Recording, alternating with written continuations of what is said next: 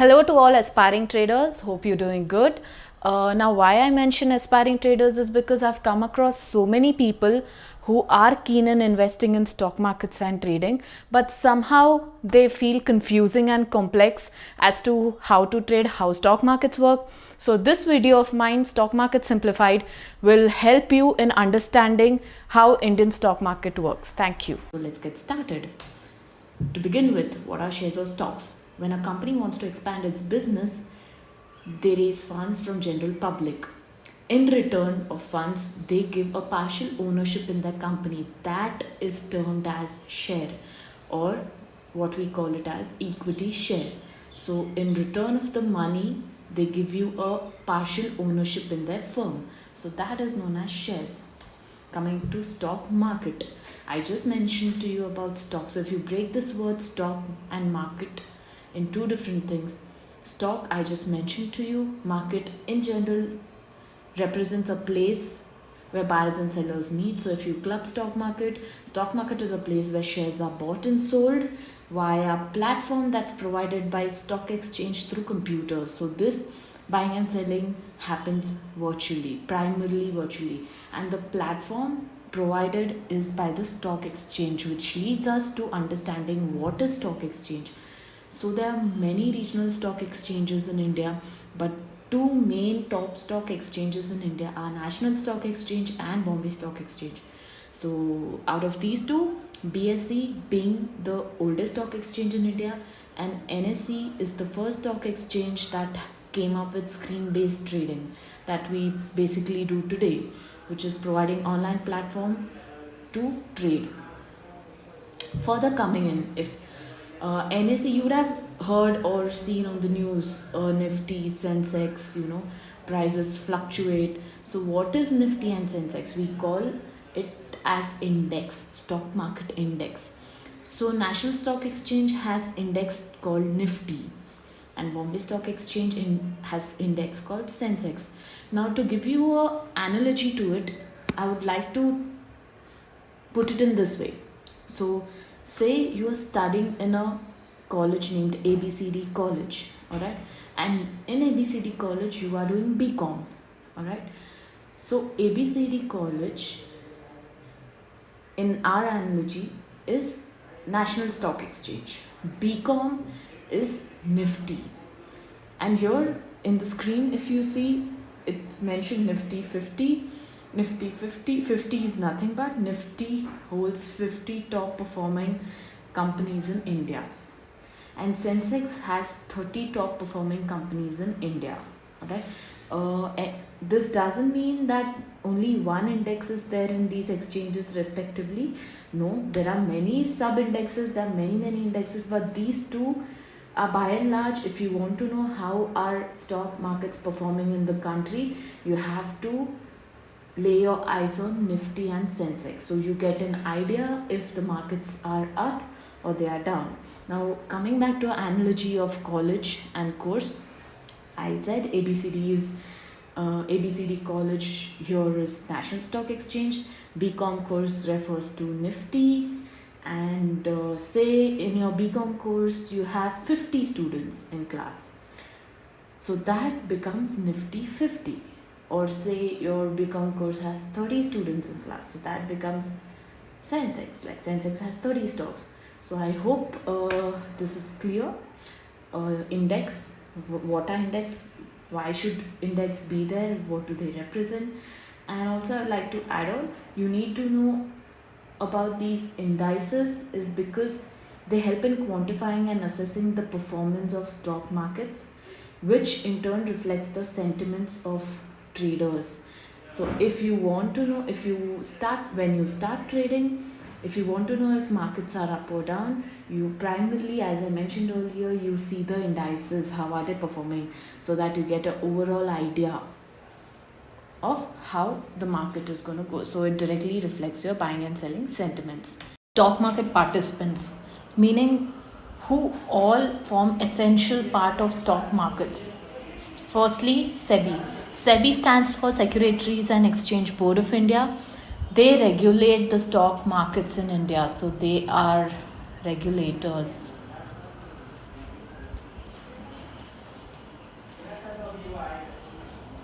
Regulators.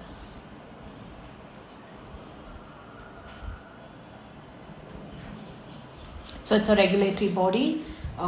They decide all the rules, norms. They are watchkeepers for Indian stock markets. Second participants are stock exchanges, as we already mentioned, like National Stock Exchange and Bombay Stock Exchange. Brokers, third participants. Okay, there are many brokers, there are many intermediaries. You have ICICI Direct, you have Motilal Oswal, Edelweiss, Kotak Securities, and lots more. So all these form a part of stock market. And last but not the least, investors or traders, which means you, the one who wants to trade. So all these form a part of stock market participants. All right, SEBI, stock exchanges, brokers, and investors and traders. Now, coming to what makes stock prices go up and down, I'm sure you would be seeing this specific image, going up and going down a lot in all business news channels, and you'd be wondering, like, every single second, every single day, why do these prices go up and down? Now, the very main reason for the prices to fluctuate is because of market forces. All right, in simple words, if I have to explain you, it's all determined by supply and demand in the market. All right, so it's a basic thing. If more people want to buy a stock, that means demand is more, and if there are more sellers for a particular stock, that means supply is more. Okay, so as mentioned here, if you can see, if more people want to buy a stock than sell it, then the price moves up. When demand is greater than supply, the price moves up. Conversely, if more people want to sell a stock than buy it, then there would be a greater supply than demand, which means supply will be greater than demand and prices would fall. So all in all, the reason for the stock prices to go up and down or to fluctuate every single second is because in stock markets there are lots and lots of buyers and sellers virtually, which you and I cannot see because it's a virtual platform. So this is completely based on economics, it's based on demand and supply concept, and that is the reason why the price fluctuate. Now, how to pick the right stock? There's so many companies listed and registered in stock market. So how do you know which one would be beneficial for me? Which one should I go about investing in? What is the process? So there is two processes, if I would say, or two types of analysis. One is fundamental analysis, one is called technical analysis. So this thing is just an overview that I'm going to give. I'm not going to go well into it because this is a completely different topic. It's a topic by itself. Fundamental analysis, for instance, is completely a subject and a topic by itself to understand. Technical analysis, on the other hand, is itself a topic and subject to be understood.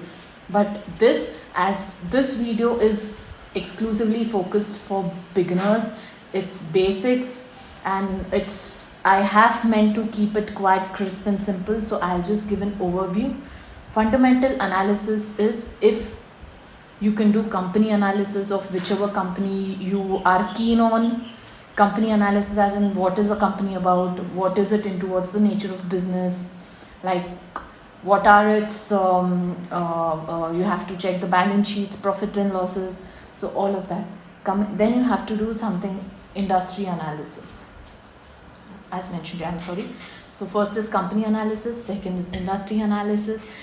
For instance, if you're trying to know about Cipla is a company. So in company analysis, you check everything about Cipla, that what is it into, what does it do, what does its balance sheet look like, how much are their sales, profits. So you go through all of that, or what are the upcoming researches or projects, or if they have any expansion plans.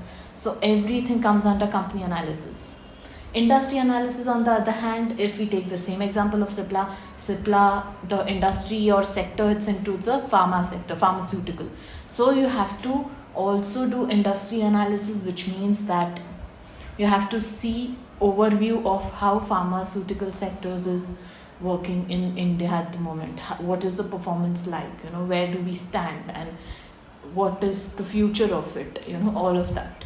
Thirdly, economic conditions. So Indian economy as a whole, what's going on, that you need to be aware of, which is you have to know, if there are any rules that have been changed, laws that financial laws that have been implemented, or if there are any political related news that's affecting the country and the businesses here. So economic conditions, basically current affairs, you have to be updated with. Why you should know economic conditions to pick the right stock? Because it definitely impacts, anything happens in the country impacts all the businesses and companies, because we are a part of country. So you have to know, you have to be aware of economic conditions, which is current affairs. Future profit outlook. So this, if you have a background of commerce, finance, accounts, or in short, if you know how to read about financial statements such as profit and loss and balance sheets, then you can just analyze past 5 years, 10 years of their balance sheet, which is available on the website, on the company's website, and many other websites. You can just have a look, and you can assess that if this company is worth investing in. So financial analysis fundamental analysis is primarily comprising of company analysis, industry, economic, and future profit outlook. On the other hand, we have technical analysis. Technical analysis is a simple study of reading charts and graphs. All right. So this, based on the charts and graphs of every company or stock, you tend to forecast the performance of that stock through price and volumes. Your volumes means in stock market, when you hear or read the word volumes traded, is nothing but number of people trading, as a number of buyers and sellers who are trading this particular stock is termed as volumes.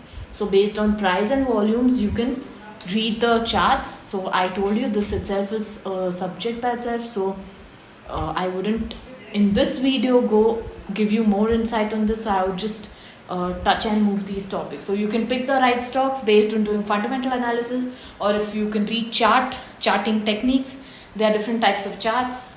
You can read them and forecast if the company is good or no. You can check the performance. Moving on. Yes, now after knowing all of this, all right, how to pick the right stocks, what makes stock price go up and down, different participants, indexes, top exchanges, what is stock market and what are shares. After discussing all of this, I would go to talking about practicalities of where you can do, understanding all these basics and foundations by now. I just forgot to add on or mention one very important thing which I have not mentioned here in our presentation is stock markets in India operate from Monday to Friday from 9:15 a.m. to 3:30 p.m. So this I had not mentioned. So markets are open from 9:15 to 3:30 Monday to Friday. All right. So that is a point to be known for all of you. And yes, now coming back to this, we have to get started.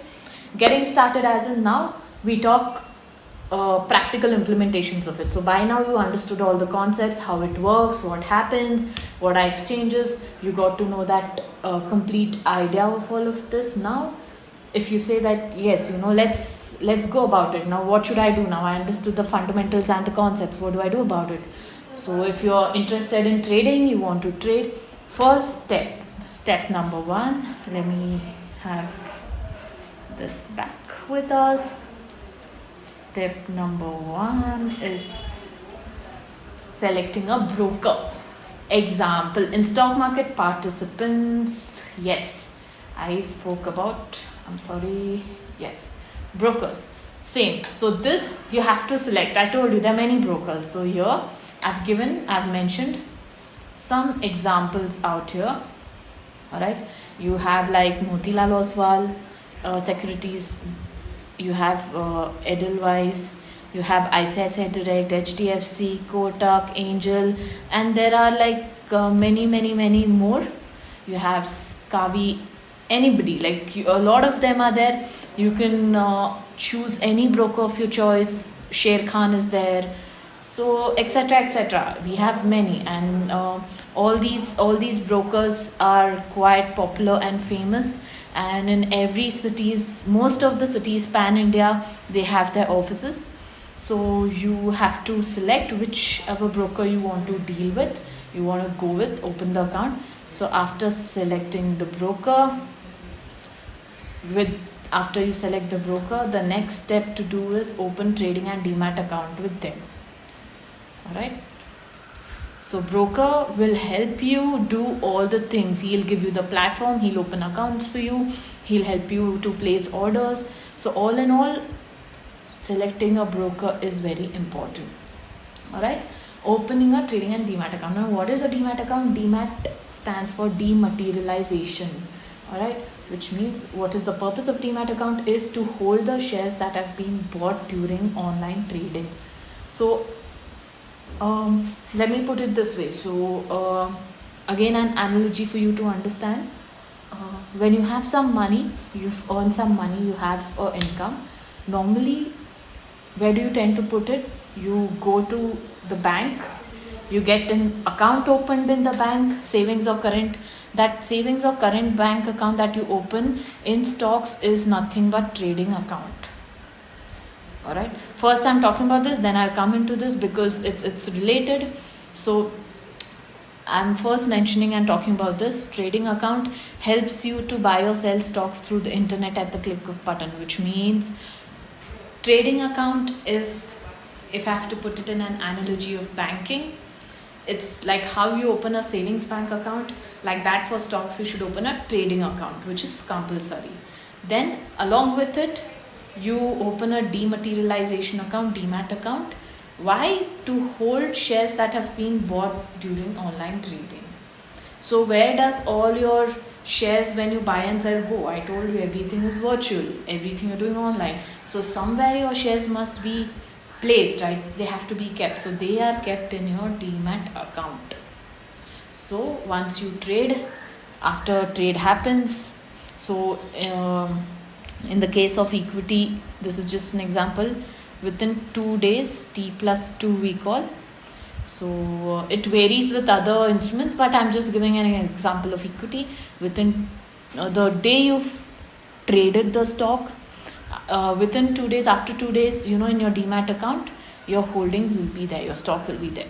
Then from whenever you want to sell, you can sell it from demat. So from here itself, it gets debited. So shares get credited here. Every shares are parked over here in demat account, and when you sell them, so it goes away from demat account itself. So this is very, very important to have demat and trading account. So normally, this is the first step to start with. So first step, is the selecting a broker. Once you choose your broker, that yes, I want to go with this particular broker, then you have to go to them or call them. They'll come to you, and you can tell them that you're interested in opening an account. So they'll give you trading and demat form. All right. So for that trading and demat form, you need important documents. These 6 documents have to be kept handy and ready, because when you open an account, they will ask for documentations. So know this, keep a note of it. One is identity proof, like for example your DL, okay. Address proof like Aadhaar card or passport, photocopy of Aadhaar card or passport. Income proof if you have, like your ITR acknowledgement and all, if you have that, it's better. Bank account proof, cancel check, you need to give them a cancel check, okay. PAN card is mandatory, okay, you have to have PAN card. and keep passport size photos, roughly 1 or 2, it depends from the brokers, but it's mandatory. So all in all, 6 documents are important to get started. So selecting a broker, opening a trading an account with them, and giving them all these 6 important documentations so that they process your account, and then they generate a UCC, unique client code, once the account is open, and they'll give it to you, and they will, after the account is open, they'll explain you can access the software. So every broker has their own online platforms, so they will brief you about it. Once the account is open, they'll give you your unique client code, so that code you have to log in with along with the password of your choice, and then you will see something like this. I'll come back to this, but you will see this is a very it's just a template I've taken, right? Not different, I told you brokers have different softwares, but all in all, you can, if you log in, you can access, you can see, you create a market watch list, like whichever companies you want to have a look on. Then you have all this, you have like buy price, sell price, high, how much is the high of the day, low of the day, opening price, previous day's closing, volumes, what is the volume that's been traded.